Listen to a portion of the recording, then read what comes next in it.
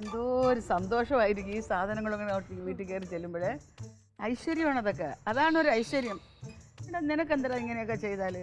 ആ ഫാസിലിന്റെ ഭാര്യയ്ക്ക് എന്ത് സന്തോഷമായിരിക്കും. ഏട്ടന് എനിക്കും കൂടെ ഒരു സാരി മേടിക്കായിരുന്നില്ലേ? എടി എനിക്കല്ല, ഞങ്ങൾക്കെന്ന് പറയടി. അങ്ങനെ പറഞ്ഞ് പഠിക്കടി. നിന്നെ എത്ര പഠിപ്പിച്ചാലും അവക്ക് അവള് അവള് അവള് അവള് ഈ ഒരു വിചാരം. അതിന് വിചാരം വേണോമ്മേ. അവൻ എന്റെ കൂടപ്പിറപ്പ്, എന്റെ അമ്മ എന്നുള്ള വിചാരം വേണം. ഇത് എന്ത് കിട്ടിയാലും ഭാര്യയുടെ വായിലോട്ട് കുത്തിക്കയറ്റണമെന്നല്ലേ ഉള്ളൂ. ഓ ക്ലീറ്റോ ചേട്ടൻ എന്തായാലും ഇങ്ങോട്ടൊന്നും കൊണ്ടുവരുന്നൊന്നുമില്ല, അങ്ങോട്ട് തന്നെ എല്ലാം തരുന്നത്. പിന്നെ എങ്ങോട്ട്? അവിടെ തന്നെ കൊണ്ട് കൊടുക്കേണ്ടത്. മേടിക്കാറൊക്കെ ഉണ്ട്. അങ്ങനെ മേടിക്കുകയാണെങ്കിൽ തന്നെ പ്രമുഖന്റെ ആസ്തി ഒന്നും ഞങ്ങൾക്കില്ലേ?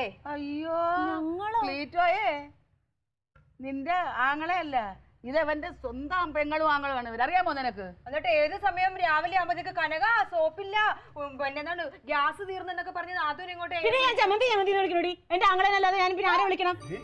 എന്ത് അവളെ പറയണ വർത്താനം കേട്ടോ? നിന്നെ വിളിക്കുന്നത് അവർക്ക് ഇഷ്ടപ്പെടുന്നില്ല. ഞാൻ പിന്നെ നീ ഈ ഒറ്റ പൂരാടുത്തിയായിട്ട് ജനിക്കുമ്പോഴത്തേങ്ങളുടെ വില അറിയാൻ പറ്റില്ല. അത് നിന്റെ കുറ്റായതുകൊണ്ടല്ല, നിങ്ങളെ തറവാടിന്റെ സംസ്കാരം. ഞങ്ങൾ എന്തായാലും ആ സംസ്കാരമുള്ളവരെ. നാത്തൂനെ തറവാടിന്റെ കാര്യമൊന്നും അങ്ങ് പുകഴ്ത്തി പറയേണ്ട ആവശ്യമൊന്നുമില്ല. തറവാട് പറഞ്ഞു കൊടുക്കാം.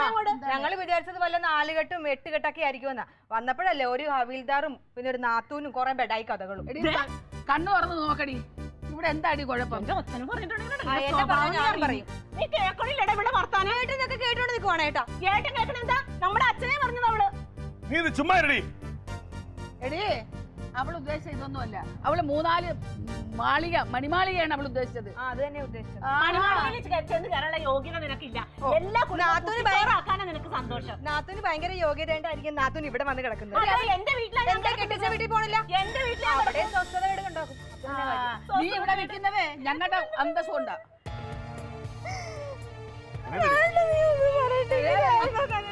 അപ്പൊ ഏട്ടൻ എന്നെ പറഞ്ഞൊന്നും ഒരു കുഴപ്പമില്ല അല്ലേ? പറഞ്ഞ ഒരു കുഴപ്പമില്ല. നീ ന്യായത്തിന്റെ ഭാഗത്തല്ല പറയുന്നത്. നിങ്ങൾ എല്ലാരും ഒന്നായി, ഞാൻ മാത്രം പുറത്തായി. നീ ഇറങ്ങിപ്പോ. എനിക്ക് പോലും ഇവിടെ ഒരു സ്ഥാനമില്ല. എന്റെ ഈ പെൻഷൻ ഇല്ലായിരുന്നെങ്കിൽ ഞാൻ എങ്ങനെ ജീവിക്കുമായിരുന്നെന്ന് നീ ചിന്തിച്ചു നോക്കണം.